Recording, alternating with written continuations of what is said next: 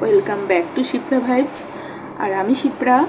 সেই দিন শরৎ পাঠাগার থেকে বেরিয়েই আমরা খুব কাছাকাছি চলে এসেছিলাম লাহিড়ী বাবার আশ্রম।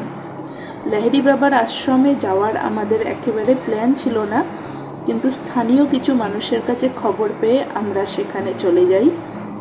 এই আশ্রমটি ব্যান্ডেল আর চুঁচুড়ার ঠিক মাঝখানে কোনো এক অঞ্চলে অবস্থান করছে। হাওড়া থেকে কাটোয়া কোনো লোকাল ধরে বা ব্যান্ডেল লোকাল ধরেও তোমরা আসতে পারো। ব্যান্ডেলে অথবা চুঁচুড়োতে ট্রেন থেকে নেবে, স্টেশনে যে কোনো টোটোওয়ালাকে বললে তোমাদের পৌঁছে দেবে এই লাহিড়ী বাবার আশ্রমে। লাহিড়ী বাবার আশ্রমে আসার জন্য যে গ্রাম্য রাস্তাটা শুরু হচ্ছে সেখানে দেখতে পাবে প্রচুর প্রচুর আম গাছ, একদম বড় আম বাগান। তারপরে পড়ছে এই আশ্রমটি, মানে চতুর্দিকে সবুজের সমারোহ আর একদম দূষণমুক্ত পরিবেশ, কোনো রকম হইচই নেই, একদম শান্ত পরিবেশ, ভীষণ ভীষণ ভালো লাগবে। আর এখানে ঢুকতে গেলে একটা রেস্ট্রিকশন আছে, সেটা হলো মাথায় কোনো ওড়না বা মাথা চাপা দেওয়ার কিছু নিয়ে তবে এই আশ্রমে ঢুকতে হবে। মহিলাদের ক্ষেত্রে বলছি, পুরুষদের ক্ষেত্রে সেরকম কোনো নিয়ম নেই, আর ছোট পোশাক এখানে অ্যালাউ নেই। এই লাহিড়ী বাবার আশ্রমে ঢোকার মুখেই যেটা চোখে পড়বে সেটা হলো বিভিন্ন ধরনের রং বেরঙের একদম ফুলের সমাহার, আর প্রচুর ফুল আর ফলের গাছ। তারই মাঝে কিছু কিছু একদম পুরনো খড়ের বাড়ি, খড়ের ছাউনির বাড়ি, কিছু কিছু জলাশয়ের উপরে কিছু ভগবান মূর্তি বা বিভিন্ন ধরনের অবতারের ছবি, আমাদের হিন্দু বা সনাতন ধর্মের। এ তো গেল মোটামুটি একটা বিবরণ, আর তোমাদের ভিডিও মাধ্যমে আমি দেখিয়েও দিচ্ছি। কিন্তু প্রশ্ন হলো, কে এই লাহিড়ী বাবা? আমি ওয়ার্ল্ড উইকিপিডিয়া থেকে যতটা জেনেছি, ওনার সম্পূর্ণ নাম হচ্ছে শ্যামাচরণ লাহিড়ী। তো উনি আমাদের মতনই একজন মানুষ ছিলেন। পরে ধ্যান ও যোগের মাধ্যমে সিদ্ধি লাভ করে উনি একজন সিদ্ধ পুরুষ হন। তো ওনার জন্ম হয় নদিয়াতেই, আমাদের ওয়েস্ট বেঙ্গলের নদিয়াতেই। সেখানেই ওনার শিশুকাল কাটে। তারপর কোনো এক বন্যার সময় ওনার ফ্যামিলি নিজের ভূ সম্পত্তি হারান, সেখান থেকেই ওনার জীবনের টার্নিং পয়েন্ট। ওনারা শিফট হন কাশী বারাণসীতে। তো কাশী বারাণসীতে ওনার ফ্যামিলি সমেত চলে যাওয়ার পর পড়াশোনা, তারপর চাকরি, বিবাহ সমস্ত কিছুই সেখানে হয়। তারও অনেক পরে ওনার চাকরি সূত্রে ওনাকে বিভিন্ন জায়গায় যেতে হতো, মানে আমাদের ভারতবর্ষেরই বিভিন্ন জায়গায় ওনাকে যেতে হতো চাকরির জন্য, কর্মজীবনের জন্য। সেখান থেকেই উনি একদিন হিমালয়ে যান, বেড়াতেই যান। তো সেখান থেকেই ওনার সাথে এক পরিচয় হয় যোগী পুরুষের। পুরো ডিটেলসটা আমি কমেন্টে দিয়ে দিচ্ছি, তোমরা পড়ে নিও। বলতে গেলে পুরো ব্লগটা অনেক বড় হয়ে যাবে, আমি ওই জন্য অনেক কাটছাট করে তোমাদের বলছি। তো সেখান থেকেই উনি আবার দীক্ষা নেন। ওনার পূর্বজন্মের স্মৃতিও উনি ফিরে পান সেখান থেকে। তারপরেই উনি পুরো সংসার জীবন ত্যাগ করে সাধনায় আর সিদ্ধি লাভে নিজেকে নিয়োজিত করেন। তো অনেক পরে তিনি এই যে জায়গায় দেখছেন এখন আশ্রমটি, এখানে উনি আসেন নিজের মানে ধ্যান, যোগ এইসবের জন্য তিনি আসেন এই জায়গাটাতে।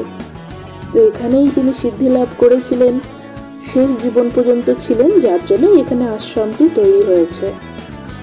সবথেকে বেশি ইন্টারেস্টিং ফ্যাক্ট যেটা, উনি কিন্তু হিন্দু ধর্মের একজন যোগী পুরুষ ছিলেন। তা সত্ত্বেও কিন্তু উনি হিন্দু, মুসলিম, খ্রিস্টান সহ জৈন প্রতি ধর্মের মানুষদের ক্রিয়া দীক্ষা দিয়ে গেছেন, ধর্ম বর্ণ নির্বিশেষে। আর এটাও আমরা জেনেছি যে লাহিড়ী বাবা সিদ্ধি সাই বাবাকেও ক্রিয়াযোগে দীক্ষা দিয়েছিলেন। এতে বুঝতেই পারছেন এটা কিন্তু কোনো সাধারণ ব্যাপার মোটেই না।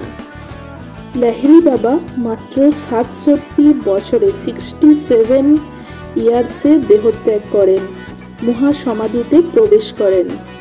আর 2003 সালে এই আশ্রমটির ভিত্তি প্রস্তর স্থাপন হয়, মানে তখনই আশ্রমটা তৈরির কাজ শুরু হয়। আর 2016-তে নভেম্বর মাসে এটার নির্মাণ কাজ কমপ্লিট হয়, শেষ হয়। তারপর থেকেই এই আশ্রমটি উন্মুক্ত হয় সাধারণ মানুষের জন্য। আমি ওপেন টাইমিংটা তোমাদের বলে দিই।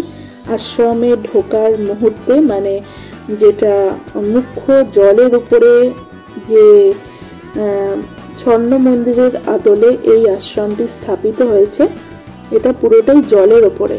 এটার ওপেনিং টাইম হচ্ছে সকাল 10টা থেকে খোলা থাকে, আর বিকেলবেলা 6টা পর্যন্ত ভক্তদের জন্য খোলা থাকে। তোমরা এই টাইমে আসতে পারো, ভিজিট করতে পারো। 3 থেকে 4 ঘন্টার সময় লাগে পরিপূর্ণ ভালো করে দেখার জন্য।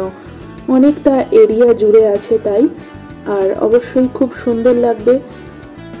অবশ্যই কোনো এক ছুটির দিনে তোমরা আসতেই পারো, প্রতিদিন খোলা। এবার মূল মন্দিরের দিকে এগোনো যাক। চলো তোমাদের দেখাই। এখানে মন্দিরের ভেতরে কিন্তু কোনো ছবি তোলা, ভিডিও করা অ্যালাউ নেই। তো বাইরে থেকেই আমি চেষ্টা করেছি তোমাদের যতটা দেখানো যায়। ভেতরে লাহিড়ী বাবার মূর্তি আছে, আর ভেতরে মন্দিরের দেওয়ালে বিভিন্ন আমাদের স্টেটের যে শিল্পের কারুকাজ, সেই সমস্ত কিছু করা আছে। একবার না এলে ঠিক ফিল করতে পারবে না কতটা স্পেশাল। আমি যদি না আসতাম পুরোটাই মিস হয়ে যেত। আর একদম স্বর্ণ মন্দিরের আদলে মন্দিরটা। আর এখানে তোমাকে মাথা ঢেকে একদম পা ধুয়ে তবে মন্দিরে, মানে মূল মন্দিরটা যেখানে লাহিড়ী বাবার মূর্তি আছে, সেখানে তুমি প্রবেশ করতে পারবে। এইটা যেটা তোমাদের দেখাচ্ছি, দেখতেই পাচ্ছ প্রচুর ভিড়, প্রচুর মানুষ এসছে। একটু একটু করে সবাইকে ভেতরে প্রবেশের জন্য পারমিশন দিচ্ছে। সবাইকে কিন্তু একবারে ঢুকতে দেওয়া হয় না। আর পুরো মন্দিরটা কিন্তু জলের উপরে ভাসমান, এতটাই সুন্দর। এই যে নিচে আমার পায়ের নিচে জল, এখানে পা ধুয়ে ঢুকতে পারলাম। আর এই বুদ্ধ মূর্তিটাই আমি তোমাদের দেখাতে পেরেছি ভেতরে, কেন কি কোনো রকম ভিডিও ছবি তোলার কোনো রকম পারমিশনই নেই, তোমাদের দেখাতে পারলাম না, তার জন্য ভেরি স্যাড। তো তোমরা আসো, অবশ্যই ঘুরে যেও, খুব খুব ভালো লাগবে। আর এই তো ছিল। আর এবার আমরা যাব ডাকাত কালীবাড়ির দিকে, মানে রঘু ডাকাতের যে ভিটে, সেখানটা তোমাদের একবার ঘুরে দেখাবো। এখান থেকে খুবই কাছে, তো চলো যাওয়া যাক।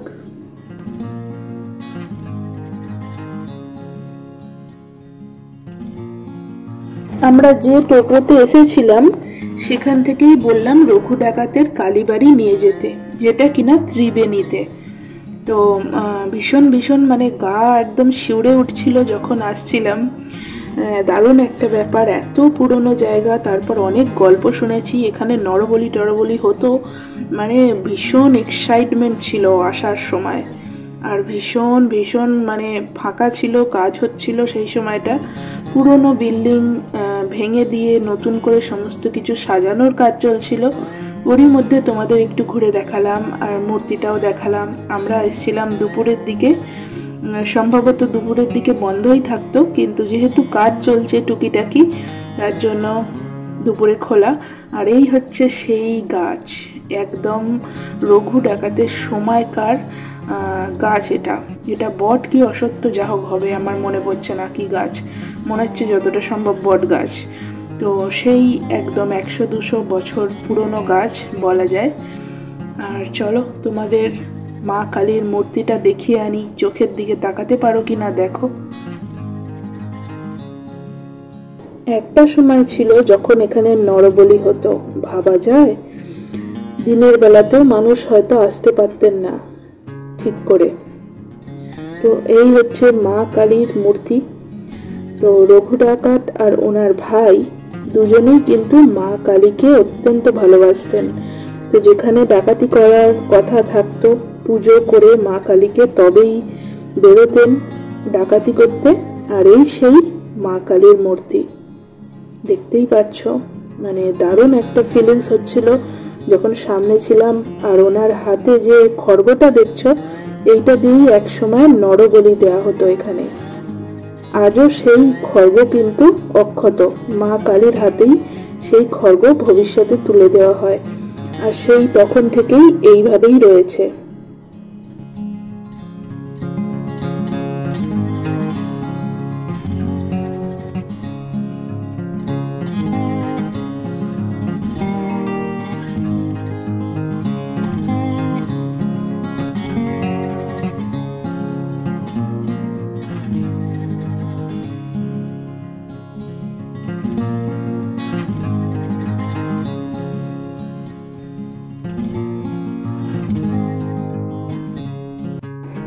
মায়ের সামনেই আছে শিবলিঙ্গ, এখানেও রেগুলার নিত্য পূজা হয়।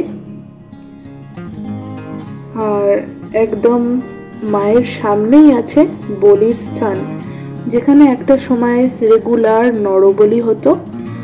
আর খুব একটা ইন্টারেস্টিং ব্যাপার, সাধক রামপ্রসাদ যখন এই রাস্তা দিয়ে যাচ্ছিলেন, এই সামনের রাস্তা দিয়ে, সেই সময় রঘু ডাকাতের খপ্পরে পড়েন। আর রঘু ডাকাত ওনাকে নিয়ে আসেন মায়ের কাছে বলি দেওয়ার জন্য। আর সেই মুহূর্তে উনি দেখতে পান যে রামপ্রসাদের জায়গায় স্বয়ং মা কালীর গলা হাড়ি কাঠে। তখনই ওনাকে ছেড়ে দেন এবং ওনাকে ক্ষমা চান ওনার কাছে অনেক, আর ওনার কাছে আশীর্বাদ প্রার্থনা করেন। তো এই হলো একটা ঐতিহাসিক ব্যাপার, কারা কারা জানতে না এটা অবশ্যই জানিও। আর এই তো ছিল, আমরা দেখে তারপর বেরোলাম একদম বাড়ির পথে। একটা দারুণ স্মৃতি, একটা গা ছমছমে অভিজ্ঞতা নিয়ে আমরা ফিরছি বাড়ির উদ্দেশ্যে। মানে আমরা যখন এখানে এসেছিলাম কেউই ছিল না, জাস্ট আমরা একা ছিলাম পুরো এরিয়াতে। আর দারুণ একটু ভয় ভয় লাগছিল, না জানি কেন। তো দেখো, আমরা এখন বাড়ির উদ্দেশ্যে যাচ্ছি। তোমরা অবশ্যই জানিও তোমাদের কীরকম লেগেছে। আর ফিরে আসছি নেক্সট টাইম এইরকমই একটা ব্লগ নিয়ে। বাই।